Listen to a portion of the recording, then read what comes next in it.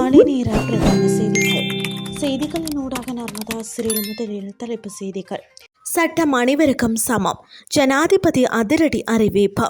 வெள்ளத்தில் மூழ்கிய மலேகா பகுதிகள் விடுக்கப்பட்டுள்ள கடும் எச்சரிக்கை.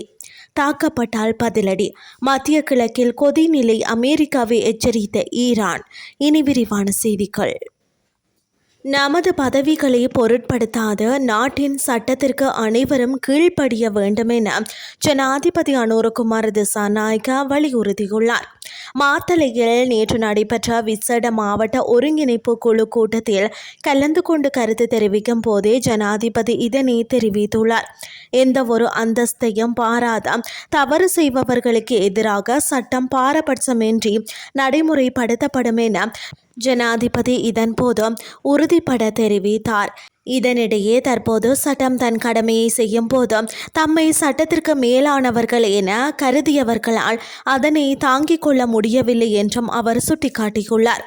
அத்துடன் எந்த ஒரு விசாரணையிலும் ஒருவரது பெயர் குறிப்பிடப்பட்டால் அவரிடமிருந்து கட்டாயம் வாக்குமூலம் பெறப்படுவது கட்டாயம் என்றும் ஜனாதிபதி குறிப்பிட்டுள்ளார். வாக்குமூலம் வழங்குவதை ஒரு பேரழிவாக கருதும் கலாச்சாரம் இனி நாட்டுக்கு தேவையில்லை என ஜனாதிபதி அனுரகுமார திசாநாயக்க கூறியுள்ளார். பதுளை மாவட்டத்தில் பண்டாரவளை நகர பகுதியில் கடும் மழையினால் வெள்ளத்தில் மூழ்கியுள்ளன. இந்த மழையினால் பண்டாரவளை தர்ம விஜய மாவட்ட பகுதியில் கால்வாய்கள் அடைப்பு ஏற்பட்டதால் 2 அடி உயரத்திற்கு நீர் தேங்கியுள்ளது.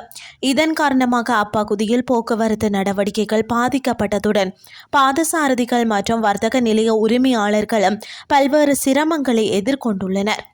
இந்த நிலையில் தொடர்ச்சியாக பெய்து வரக்கூடிய மழையால் மலேகா பகுதிகளில் வெள்ளம் மற்றும் மண் சரிவு அபாயம் அதிகரித்துள்ளதாக அதிகாரிகள் எச்சரிக்கை விடுத்துள்ளனர்.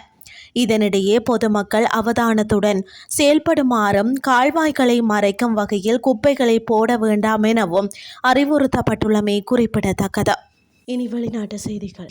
அமெரிக்கா தனது சமாதான திட்டத்தை ஏற்றுக்கொள்ள வேண்டும், இல்லையெனில் தோல்வியை சந்திக்க நேரிடும் என ஈரான் தெரிவித்துள்ளது.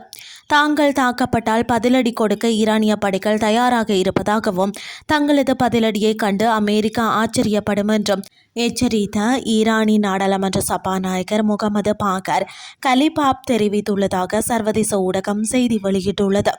ஈரானுடனான போர் நிறுத்தம் ஆபத்தான நிலையில் இருப்பதாக அமெரிக்க ஜனாதிபதி டொனால்ட் ட்ரம்ப் எச்சரித்ததை தொடர்ந்து ஈரான் இதனை தெரிவித்துள்ளது. தெஹ்ரானின் இந்த எச்சரிக்கையால் அமெரிக்காவிற்கும் ஈரானுக்கும் இடையிலான பதட்டம் தொடர்ந்து அதிகரித்துள்ளது. இந்த கடுமையான கருத்து பரிமாற்றம் உலகளாவிய எரிசக்தி நெருக்கடியை தூண்டியுள்ள போரை முடிவுக்கு கொண்டு வருவதற்கான ராஜதந்திர முன்னேற்றத்தை பெறுவதற்கான முயற்சிகள் குறித்த நிச்சயமற்ற தன்மையை ஏற்படுத்தியுள்ளது.